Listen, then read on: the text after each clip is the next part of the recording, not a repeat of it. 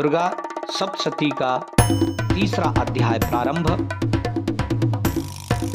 ओम श्री गणेशाय नमः, श्री सरस्वत्यै नमः, श्री गुरुचरण कमलेभ्यो नमः, श्री दुर्गा देव्यै नमः। ध्यान। मैं कमल के आसन पर विराजमान देवी, जिनके अंगों की कांति उदय काल के सहस्रों सूर्यों में भी अधिक दैदीप्यमान है, जिन्होंने लाल रंग की रेशमी एवं आकर्षक साड़ी पहन रखी है, जिनके गले में मुंडमाला सुशोभित हो रही है, जिनके दोनों स्तनों पर रक्त चंदन का लेप लगा हुआ है, जिनके कर कमल जप मालिका, विद्या, अभय और वर जैसी मुद्राओं से सुशोभित हैं, जिनके 3 नयन उनके मुखारबिंद की शोभा को द्विगुणित कर रहे हैं, जिनके मस्तक पर चंद्रमा के साथ रतन जड़ित मुकुट बंधा है, उन्हें मैं भक्ति भाव से सादर प्रणाम करता हूं। ओम। महर्षि मेधा बोले, असुर सेनापति चिक्षुर अपनी सेना का संहार होते देख क्रोधित होकर जगदंबिका से युद्ध करने के लिए आया। वो असुर युद्ध में भगवती पर इस प्रकार बाणों की वर्षा करने लगा, मानो सुमेरु पर्वत पर मेघ जल बरसाता हो। तत्पश्चात देवी ने उसके बाणों को खेल खेल में अपने बाणों से काट दिया और उसके रथ के घोड़े तथा सारथी को भी मार दिया। तत्काल ही उसके धनुष तथा ऊंची ध्वजा को काट कर गिरा दिया। धनुष के कटते ही उसके शरीर को बाणों से बींध दिया। धनुष, रथ, घोड़ा तथा सारथी के नष्ट हो जाने पर वो ढाल तलवार लेकर भगवती पर प्रहार को दौड़ा। उसने तीक्ष्ण धार वाली तलवार से सिंह के मस्तक पर प्रहार करके बड़े वेग से भगवती की बाईं भुजा पर वार किया। हे राजन, वो तलवार भगवती की भुजा पर पड़ते ही टूट गई। तदंतर उसने बड़े क्रोध से लाल नेत्र करके त्रिशूल उठा लिया तथा भद्रकाली देवी की तरफ उसे फेंका।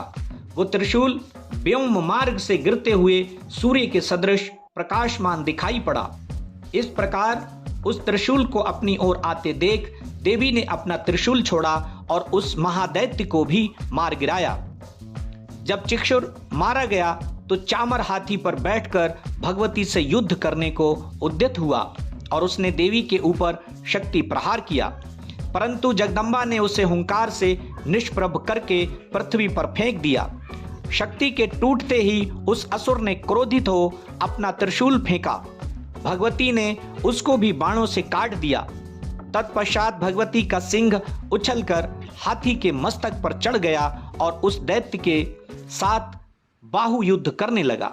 वे दोनों लड़ते लड़ते पृथ्वी पर गिर पड़े और अत्यंत क्रोधित होकर परस्पर लड़ने लगे।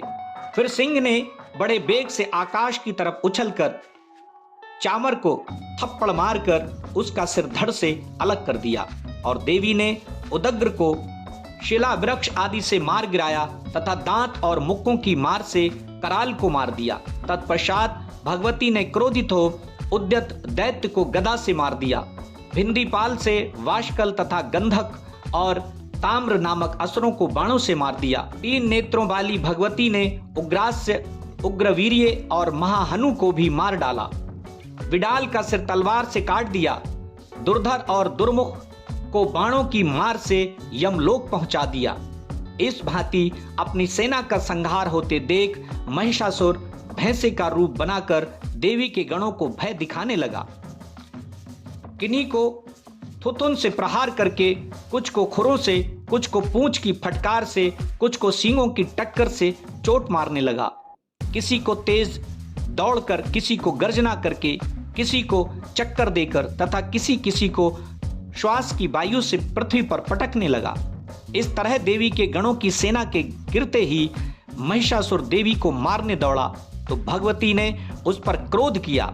फिर वो बलवान महिषासुर भी क्रोध करता हुआ धरती को विदीर्ण करने लगा तथा ऊंचे ऊंचे पहाड़ों को सींगों से फेंकता हुआ गरजने लगा।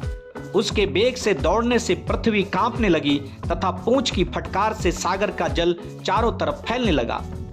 सींगों की चोट से मेघों के खंड खंड हो गए तथा श्वास की वायु से उड़े हुए सैकड़ों पर्वत आकाश से नीचे गिरने लगे। इस प्रकार क्रोध युक्त उस महिषासुर को आते हुए देख चंडिका देवी ने उसको मारने के लिए क्रोध किया और अपना पाश फेंका। वो असुर उस पाश में बंध गया। पाश में बंधते ही उसने अपना भैंसे का रूप त्याग दिया और सिंह का रूप धारण कर लिया। जैसे ही भगवती ने उसका सिर काटना चाहा, वैसे ही असुर तलवार लिए मनुष्य रूप में परिवर्तित हो गया। तब भगवती ने बाणों की वर्षा करके ढाल तलवार सहित उसके शरीर को काट दिया। तब वो हाथी के रूप में परिवर्तित हो गया और भगवती के सिंह को अपनी सूंड से खींच खींच कर चिंघाड़ने लगा। भगवती ने तलवार से उसकी सूंड को काट डाला।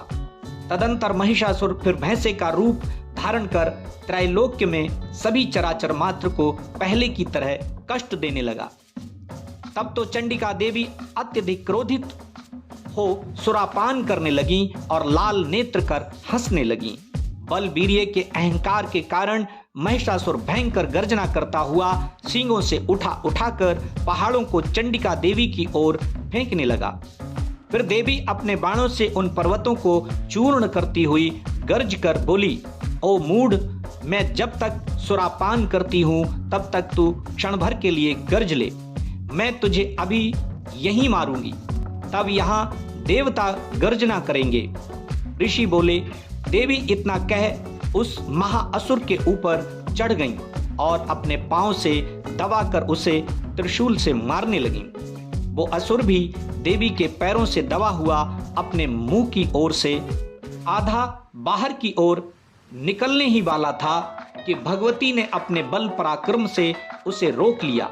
आधा निकला हुआ महादैत्य जब भगवती से युद्ध करने लगा तो देवी ने अपने तलवार से उसका सिर काट डाला। तब हाहाकार करती हुई दैत्यों की समस्त सेना भाग गई, जिसे देखकर समस्त देवगण बड़े प्रसन्न हुए और दिव्य महर्षियों के साथ सभी देवगण भगवती की स्तुति करने लगे और गंधर्वराज गाने तथा अप्सराएं नृत्य करने लगीं। श्री मार्कंडेय पुराण के देवी महात्म्य में महिषासुर वध नामक तीसरा अध्याय संपूर्ण। प्रेम से बोली जगत जननी जगदम्बा मैया की जय। श्री दुर्गायै नमः।